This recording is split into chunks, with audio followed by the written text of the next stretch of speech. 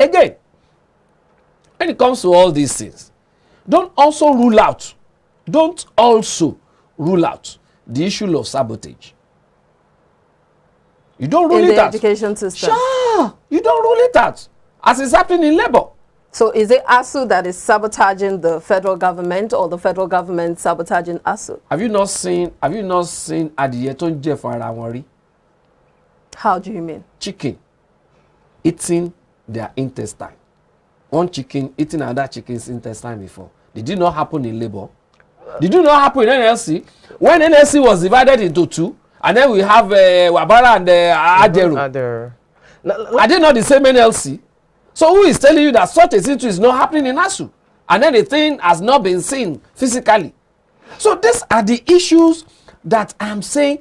Listen, I am not trying to rub my hands on the heads of federal government. No. But what I'm saying is, ASUU is supposed to always be ahead of federal government at any point in time. Let's delve back a bit to what you talked about, change of strategies, approaches, and all. Oftentimes, at the resolution of these strike actions and negotiations, there's always a memorandum of understanding. Documents are signed, but oftentimes we realize that those compromises or promises are not fulfilled. Shouldn't ASUU be looking at taking legal actions rather than just labor strike actions? The reason is this: the 2020 agreement is as the backbone of the 2009 agreement that was not fulfilled by the federal government. And here in 2022, ASUU is still saying the federal government has not even implemented the agreements from 2020 regards autonomy of universities. 2009. Yeah, that's what I'm saying. It's a trend. The 2020 was born out of 2009. The question is, yes, there was an agreement. How was that agreement reached? But there's a document. Listen now, were there any implication of not going on that agreement while they were putting it down to paper? Because I always say it. See, we Nigerians generally, we don't appreciate the issue of, yes, this one is our action plan number 1. If you don't do this within so time, 1, 2, 3 are going to be the repercussions. Have we been doing that? No. Even when we are voting in political office holders, they just come around. We say, hey, say big, hey, say bag. Campaign has finished. No. Sit them down. Listen. ASUU they have all the informations needed to be able to hold any government to ransom in terms of our resources, how much we make, because they are also working they are also working in tandem with Nigeria statistical NBS. Yes, NBSC. Do you understand? So why have you not been getting all this to say, look, government, these are the things we know you can do within 6 months, within 3 months, within 1 year, within 2 years, within 6 years. But if you don't do this number 1 as our action plan number 1, these are going to be the repercussions. These are going to be the consequences. So talking about quickly take you on the fact that those clauses are not imputed in the documents or in the agreements regards, okay, if you breach agreement A, these are the consequences. Even without the clauses being there, can't they take the federal government to court regards a breach of contract, even if the clauses are not there?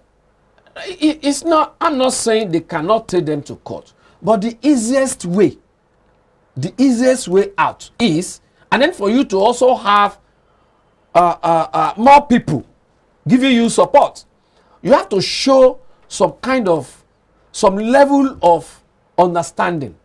You have to show some level of how do I put it now? Understanding of what we call conceptual framework as regards what you are trying to do. You also have to prove that you are intelligent than these people. And how do you do that? By inputting consequences of failure. When you now put in consequences of failure to action plan 1 and all that, people will know, say, yes, you know what you are doing. Then also all these agreements and all that, make it public. Let let it come to the public domain. But they are public. They are out there on the tabloids. It is only when there is an issue, then you now hear them talking. Well, let me just chip in quickly, because a lot of people have said that if the federal government implements the no work, no pay to ASUU, that perhaps they would sit up and look for other means to make their grievances known. Do you subscribe to that? If you say no work, no pay, it happened some times ago. And what the consequences to this country then was death of a lot of lecturers, seasoned lecturers, out of this country to areas where they are better appreciated. And to that extent, what happened to our level of education? We are still suffering from it today. I have a lot of friends who are in some of our research institutions, in our universities, that have traveled abroad. And these are seasoned researchers.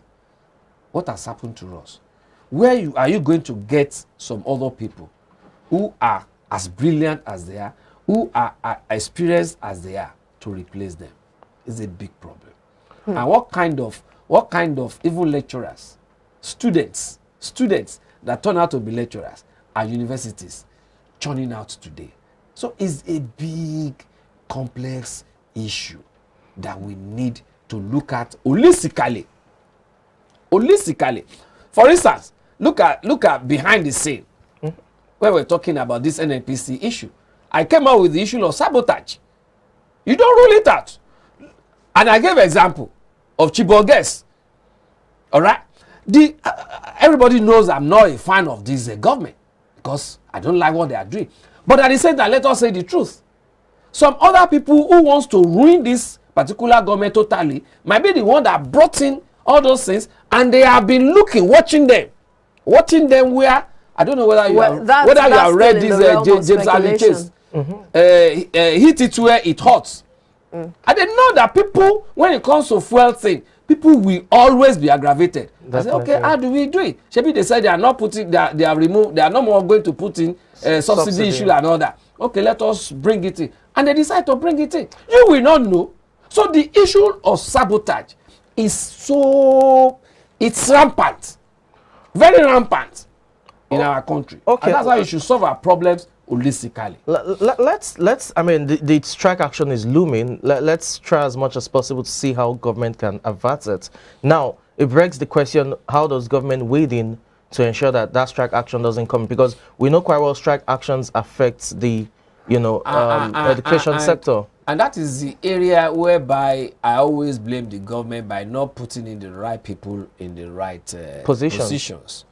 And actually, sorry to butt in, we see that when negotiations are going on, we see more of the Minister of Labor, than the Minister of Education, than the Minister of Education himself, Adamu. You see, number one, you don't even need such people to negotiate for you.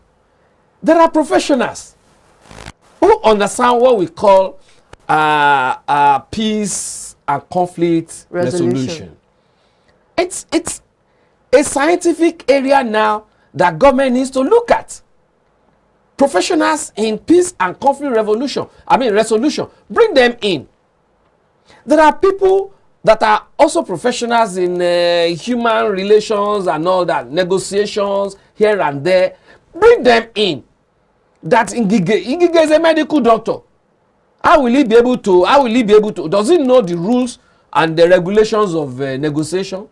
Even the so-called Minister of Education.